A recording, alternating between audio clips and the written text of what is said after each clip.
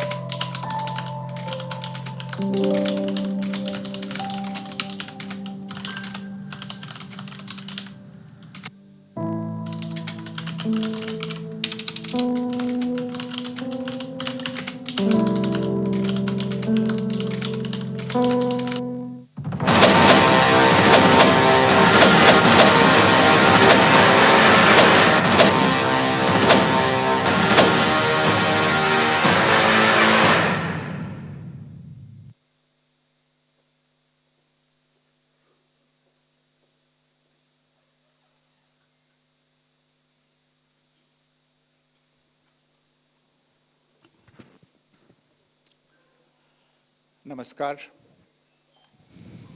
इस ब्रीफिंग में शामिल होने के लिए आप सभी का धन्यवाद।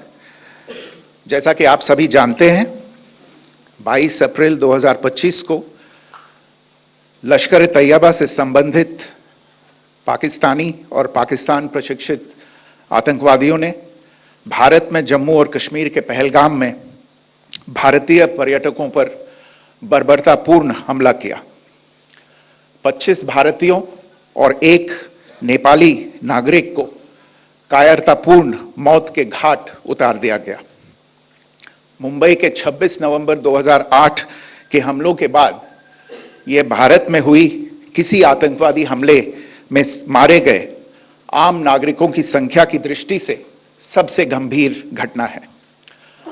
पहलगाम का हमला अत्यधिक बर्बरतापूर्ण था, जिसमें वहां मौजूद लोगों को करीब से और उनके परिवारों के सामने सिर पर गोली मारी गई। हत्या के इस तरीके से परिवार के सदस्यों को जानबूझकर आघात पहुंचाया गया। साथ ही उन्हें यह नसीहत भी दी गई कि वे वापस जाकर इस संदेश को पहुंचा दें। यह हमला स्पष्ट रूप से जम्मू और कश्मीर में बहाल हो रही सामान्य स्थिति को बाधित करने के उद्देश्य से किया गया था।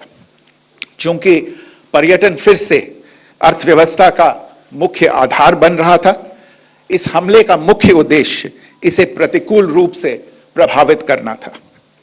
पिछले वर्ष आप सभी जानते हैं, 2.25 करोड़ से अधिक पर्यटक कश्मीर आए थे। इस हमले का मुख्य उद्देश्य इसलिए संभवतः यह था कि इस संघ राज्य क्षेत्र में विकास और प्रगति को नुकसान पहुंचाकर इसे पिछड़ा बनाए रखा जाए और पाकिस्तान से लगातार होने वाले सीमा पार आतंकवाद के लिए उपजाऊ जमीन बनाने में सहायता की जाए। हमले का यह तरीका जम्मू और कश्मीर और शेष राष्ट्र दोनों में सांप्रदायिक दंगे भड़काने के उद्देश्य से भी प्रेरित था। इसका श्रेय सरकार और भारत के सभी नागरिकों को दिया जाना चाहिए कि इन प्रयासों को विफल कर दिया गया। एक समूह ने खुद को रेजिस्टेंस फ्रंट TRF कहते हुए इस हमले की जिम्मेदारी ली है। यह समूह संयुक्त राष्ट्र द्वारा प्रतिबंधित पाकिस्तानी आतंकवादी समूह लश्कर तैयबा से जुड़ा हुआ है। यह उल्लेखनीय है कि भारत ने मई और नवंबर 2024 में संयुक्त राष्ट्र की 1267 कमेटी की सैंक्शंस मॉनिटरिंग टीम को अर्धवार्षिक रिपोर्ट प्रस्तुत की थी, जिसमें TRF के बारे में साफ इनपुट दिए गए थे। इससे पाकिस्तान स्थित आतंकवादी समूहों के लिए कवर के रूप में टीआरएफ की भूमिका सामने आई थी। इससे पहले भी दिसंबर 2023 में भारत ने इस टीम को लश्कर ए तैयबा और जैश ए मोहम्मद के बारे में सूचित किया था, जो टीआरएफ जैसे छोटे आतंकवादी समूहों के माध्यम से अपनी गतिविधियों को संचालित कर रहे हैं। इस संबंध में 25 अप्रैल को यूएन सिक्योरिटी काउंसिल प्रेस वक्तव्य में टीआरएफ के संदर्भ को हटाने के लिए पाकिस्तान के दबाव पर भी ध्यान दिया जाना चाहिए। पहलगाम आतंकवादी हमले की जांच से पाकिस्तान के साथ आतंकवादियों के संपर्क उजागर हुए हैं। रेजिस्टेंस फ्रंट द्वारा किए गए दावे और लश्कर ए तैयबा से ज्ञात सोशल मीडिया हैंडल द्वारा इसको रीपोस्ट किया जाना इसकी पुष्टि करता है। चश्मदीद गवाहों और विभिन्न जांच एजेंसियों को उपलब्ध अन्य सूचनाओं के आधार पर हमलावरों की पहचान भी हुई है। हमारी इंटेलिजेंस ने इस टीम के योजनाकारों और उनके समर्थकों की जानकारी जुटाई है। इस हमले की रूपरेखा भारत में सीमा पार आतंकवाद को अंजाम देने के पाकिस्तान के लंबे ट्रैक रिकॉर्ड से भी जुड़ी हुई है, जिसके लिखित और स्पष्ट दस्तावेज उपलब्ध हैं। पाकिस्तान दुनिया भर में आतंकवादियों के लिए एक शरण स्थल के रूप में पहचान बना चुका है। यहां अंतर्राष्ट्रीय स्तर पर प्रतिबंधित आतंकवादी सजा पाने से बचे रहते हैं। इसके अलावा पाकिस्तान ने इस मुद्दे पर विश्व और फाइनेंशियल एक्शन टास्क फोर्स जैसे अंतर्राष्ट्रीय मंचों को जानबूझकर गुमराह करने के लिए भी जाना जाता है। साजिद मीर का मामला, जिसमें इस आतंकवादी को पाकिस्तान ने मृत घोषित कर दिया था और फिर अंतर्राष्ट्रीय दबाव के परिणाम स्वरूप वो जीवित पाया गया, इसका सबसे स्पष्ट उदाहरण है। यह स्वाभाविक है कि पहलगाम में हुए इस हमले से जम्मू और कश्मीर के साथ साथ भारत के अन्य भागों में भी आक्रोश देखा गया। हमलों के बाद भारत सरकार ने स्वाभाविक रूप से पाकिस्तान के साथ संबंधों को लेकर कुछ कदम उठाए। आप सभी उन निर्णयों से अवगत हैं जिसकी घोषणा 23 अप्रैल को की गई थी। तथापि यह आवश्यक समझा गया कि 22 अप्रैल के हमले के अपराधियों और उनके योजनाकारों को न्याय के कटघरे में लाया जाए। हमलों के एक पखवाड़े के बाद भी पाकिस्तान द्वारा अपने क्षेत्र या अपने नियंत्रण वाले क्षेत्रों में आतंकवादियों की इंफ्रास्ट्रक्चर के विरुद्ध कार्रवाई करने के लिए कोई स्पष्ट कदम नहीं उठाया गया है। उल्टे वो इनकार करने और आरोप लगाने में ही लिप्त रहा है। पाकिस्तान आधारित आतंकवादी मॉड्यूल्स पर हमारी खुफिया निगरानी ने संकेत दिया है कि भारत के विरुद्ध आगे भी हमले हो सकते हैं। अतः इनको रोकना और इनसे निपटना दोनों को बेहद आवश्यक समझा गया। आज सुबह, जैसा कि आपको ज्ञात होगा, भारत ने इस तरह के सीमा पार हमलों का जवाब देने और उन्हें रोकने तथा उनका प्रतिरोध करने के अपने अधिकार का प्रयोग किया है। यह कार्यवाही नपीतुली, नॉन एस्केलेटरी, आनुपातिक और जिम्मेदारीपूर्ण है। यह आतंकवाद की इंफ्रास्ट्रक्चर को समाप्त करने और भारत में भेजे जाने वाले संभावित आतंकवादियों को अक्षम बनाने पर केंद्रित है। आपको यह भी स्मरण होगा कि 25 अप्रैल 2025 को संयुक्त राष्ट्र सुरक्षा परिषद ने पहलगाम आतंकवादी हमले पर एक प्रेस वक्तव्य जारी किया था, जिसमें आतंकवाद के इस निंदनीय कार्य के अपराधियों, आयोजकों, फाइनेंसरों और प्रायोजकों को जवाबदेह ठहराने और उन्हें न्याय के दायरे में लाने की आवश्यकता पर जोर दिया गया था। भारत की आज की इस कार्रवाई को इसी संदर्भ में देखा जाना चाहिए। Good morning. Thank you all for joining this briefing. As you are all aware, on April 22, 2025, Pakistani and Pakistan-trained terrorists belonging to the Lashkar-e-Taiba carried out a savage attack on Indian tourists at Pahalgam in Jammu and Kashmir in India. They murdered 26 people, including one national of Nepal, causing the largest number of civilian casualties in a terrorist attack in India since the 26 November 2008 attacks in Mumbai. The attack in Pahalgam was marked by extreme barbarity, with the victims mostly killed with headshots from close range and in front of their families. Family members were deliberately traumatized through the manner of the killing, accompanied by the exhortation that they should take back the message. The attack was clearly driven by the objective of undermining the normalcy returning to Jammu and Kashmir. In particular, it was designed to impact the mainstay of the economy, tourism, with a record 23 million tourists visiting the valley last year. The calculation, presumably, was that harming growth and development in the Union Territory would help keep it backward and create fertile ground for continued cross-border terrorism from Pakistan. The manner of the attack was also driven by an objective of provoking communal discord, both in Jammu and Kashmir and the rest of the nation. It is to the credit of the government and the people of India that these designs were foiled. A group calling itself the Resistance Front has claimed responsibility for the attack. This group is a front for the UN-proscribed Pakistani terrorist group Lashkar-e-Taiba. It is notable that India had given inputs about the TRF in the half-yearly report to the monitoring team of the UN's 1267 Sanctions Committee in May and November 2024, bringing out its role as a cover for Pakistan-based terrorist groups. Earlier too, in December 2023, India had informed the monitoring team about Lashkar and Jaish-e-Mohammed operating through small terror groups such as the TRF. Pakistan's pressure to remove references to TRF in the April 25 UN Security Council press statement is notable in this regard. Investigations into the Pahalgam terror attack have brought out the communication notes of terrorists in and to Pakistan. The claims made by the Resistance Front and their reposting by known social media handles of the Lashkar-e-Taiba speak for themselves. Identification of the attackers based on eyewitness accounts as well as other information available to law enforcement agencies has also progressed. Our intelligence has developed an accurate picture of the planners and backers of this team. The features of this attack also tie in with Pakistan's long track record of perpetrating cross-border terror in India, which is well documented and beyond question. Pakistan also has a well-deserved reputation as a haven for terrorists from around the world, with internationally proscribed terrorists enjoying impunity there. In addition, Pakistan has been known to willfully mislead the world and international forums, such as the Financial Action Task Force, on this issue. The Sajid Mir case, in which this terrorist was declared dead and then, in response to international pressure, brought back to life, found alive and arrested, is the most glaring example.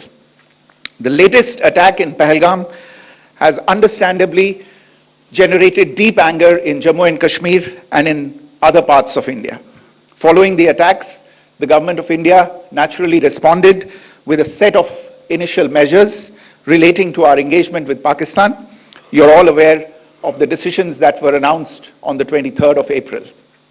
However, it was deemed essential that the perpetrators and planners of the 22nd April attack be brought to justice. Despite a fortnight having passed since the attacks, there has been no demonstrable step from Pakistan to take action against the terrorist infrastructure on its territory or on territory under its control. Instead, all it has indulged in are denials and allegations. Our intelligence monitoring of Pakistan-based terrorist modules indicated that further attacks against India were impending. There was thus a compulsion both to deter and to preempt. Earlier this morning, as you would be aware, India exercised its right to respond and preempt as well as deter more such cross-border attacks. These actions were measured, non-escalatory, proportionate, and responsible. They focused on dismantling the terrorist infrastructure and disabling terrorists likely to be sent across to India. You would also recall that the Security Council on 25th April 2025, had issued a press statement on the Pahalgam terror attack, underlining, and I quote, the need to hold perpetrators, organizers, financiers, and sponsors of this reprehensible act of terrorism accountable and bring them to justice, unquote. India's latest actions should be seen in this context. Joining me for this briefing on our actions earlier this morning are Colonel Sophia Qureshi and Wing Commander Vyomika Singh. I will request them to share some details regarding Operation Sindoor with all of you.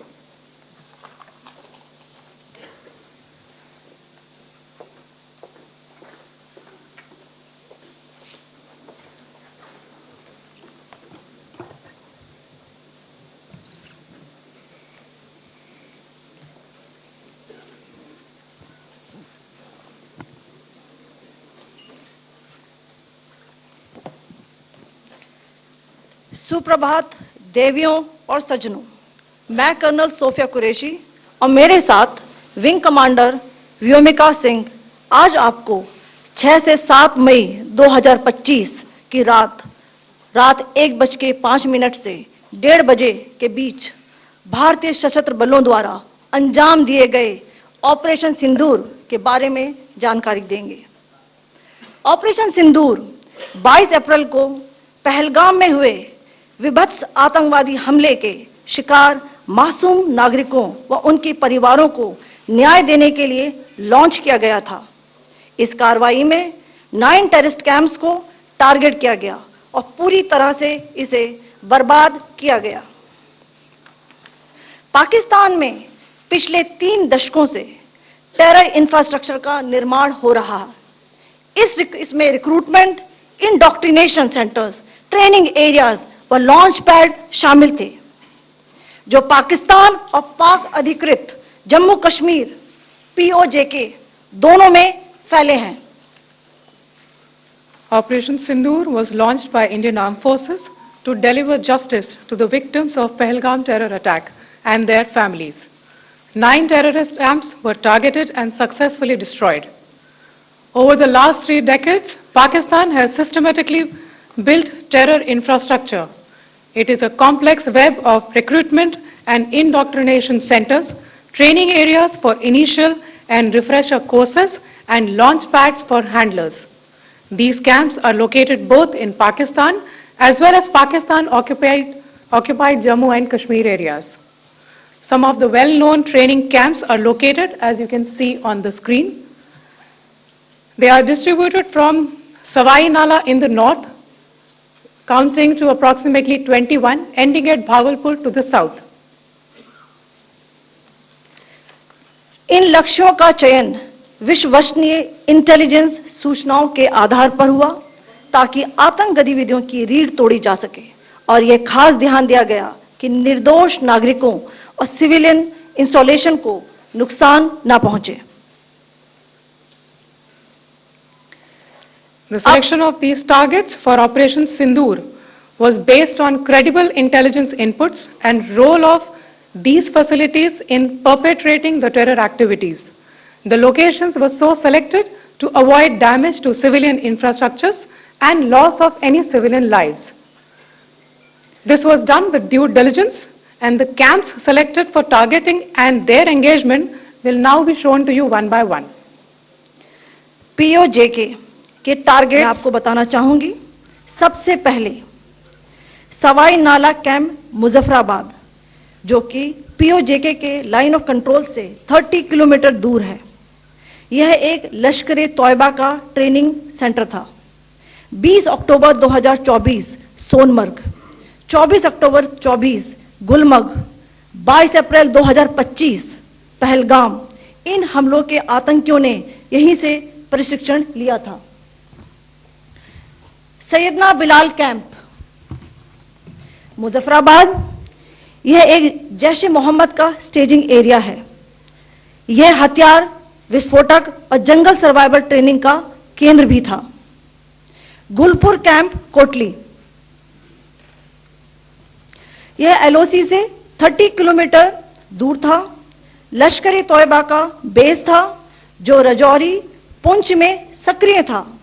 20 अप्रैल 2023 को पुंछ में और 9 जून 2024 को तीर्थ यात्रियों के बस हमले में यहीं से आतंकी को ट्रेन किया गया था।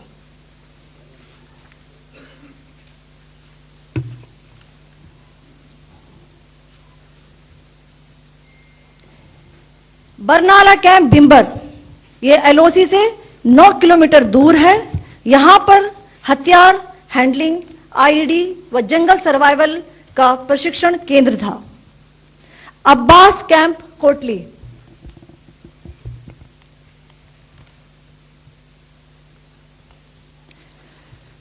यह एलओसी से 13 किलोमीटर दूर है। लश्कर तौयबा का फिदाइन यहां तैयार होता था। इसकी कैपेसिटी 15 टेररिस्ट को ट्रेन करने की थी।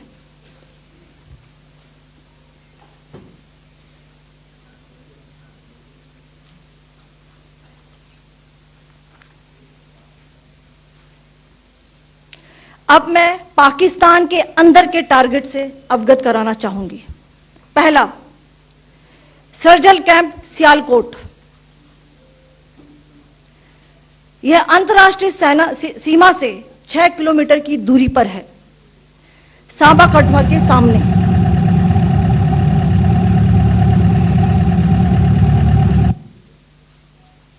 मार्च 2025 में जम्मू एंड कश्मीर पुलिस के 4 जवानों को की जो हत्या की गई थी, उन आतंकवादियों को इसी जगह पर ट्रेन किया गया था।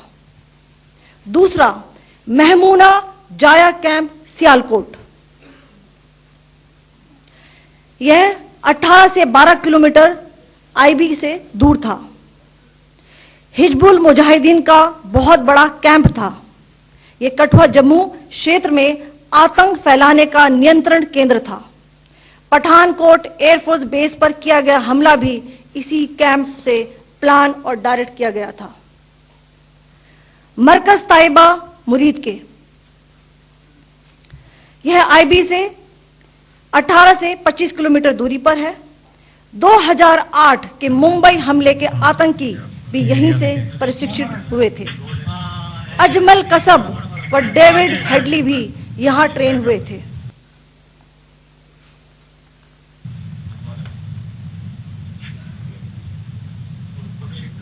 आगे दूसरा आया।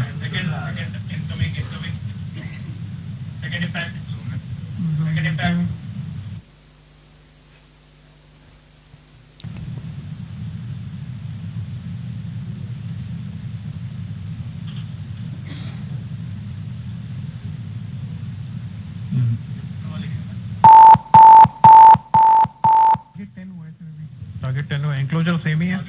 7 it is hit the target. हाँ हाँ।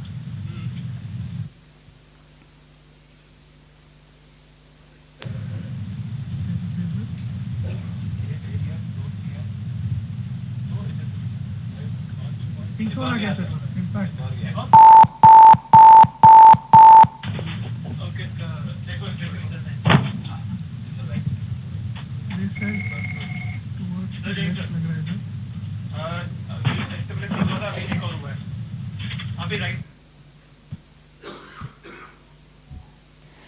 मरकज सुभान अल्लाह भावलपुर, यह इंटरनेशनल बाउंड्री से 100 किलोमीटर दूर है। जैश ए मोहम्मद का मुख्यालय था। यहां पर रिक्रूटमेंट, ट्रेनिंग व इंडॉक्ट्रिनेशन का केंद्र भी था। शीर्ष आतंकी अक्सर यहां आते थे। मैं आप सबको बताना चाहती हूं कि किसी भी सैन्य ठिकाने का निशाना नहीं बनाया गया और अभी तक किसी तरह की नागरिक क्षति की रिपोर्ट नहीं है। धन्यवाद। जय Hind. The strike on the terror camps were undertaken through precision capability, as shown to you. A niche technology weapons with careful selection of warheads was ensured so that there will be no collateral damage. The point of impact in each of the target was a specific building or a group of buildings. All the targets were neutralized with clinical efficiency, and the results reiterate the professionalism of the Indian Armed Forces in the planning and execution of their operations. No military establishments were targeted. India has demonstrated considerable restraint in its response.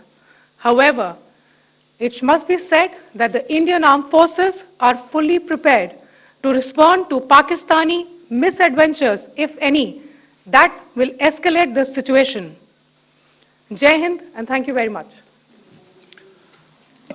Ladies and gentlemen, friends in the media, I ask your indulgence today in view of the fact that this is still an evolving situation. Answers today, but we will come back for more updates and more briefings shortly. Thank you all very much for joining us this morning. Thank you. Jai Hind.